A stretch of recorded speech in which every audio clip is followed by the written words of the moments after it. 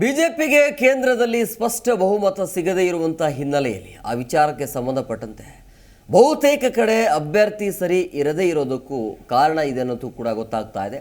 ಸೋಲೋದಕ್ಕೆ ಸರಿಯಾದ ರೀತಿಯಲ್ಲಿ ಅಭ್ಯರ್ಥಿಗಳ ಆಯ್ಕೆ ಇಲ್ಲ ಅನ್ನೋದು ಈಗ ಗೊತ್ತಾಗ್ತಾ ಇರುವಂಥದ್ದು. ಅಯೋಧ್ಯೆಯಲ್ಲಿ ಬಿಜೆಪಿ ಅಭ್ಯರ್ಥಿ ಆಯ್ಕೆ ಸರಿ ಇರಲಿಲ್ಲ ಅಂತ ರಾಯಚೂರಿನಲ್ಲಿ ಉಡುಪಿಯ ವಿಶ್ವಪ್ರಸನ್ನ ತೀರ್ಥ ಸ್ವಾಮೀಜಿಯವರ ಹೇಳಿಕೆ ಇದು.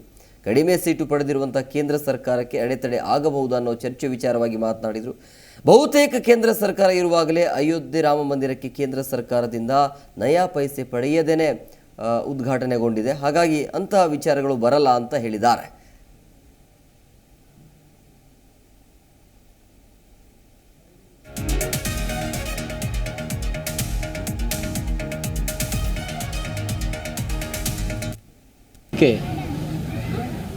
ಸರ್ಕಾರದಿಂದ ನಯ ಪೈಸೆ ತೆಗೆದುಕೊಂಡದ್ದಿಲ್ಲ, ನಯ ಪೈಸೆ ಸರ್ಕಾರದಿಂದ ತಗೊಂಡದ್ದಿಲ್ಲ.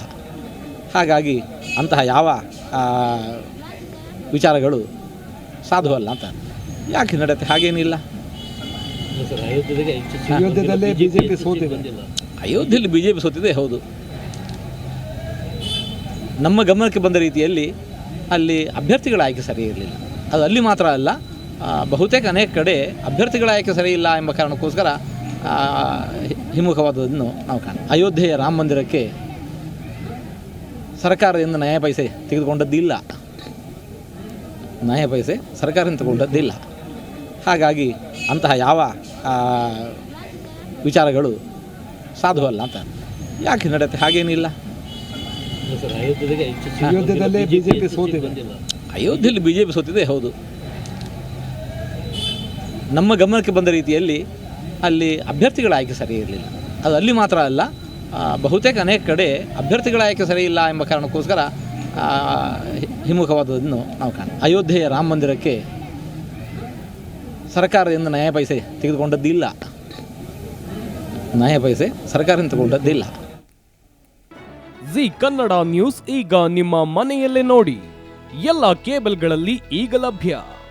ಸನ್ Direct 292, Jio TV 1334, U digital 162, City cable 51, GTPL 17, Abhishek cables 821, Rockline telecommunication 51, Shri Basaveshwara number 60, Vinayaka digital number 53, in digital number 896ರಲ್ಲಿ.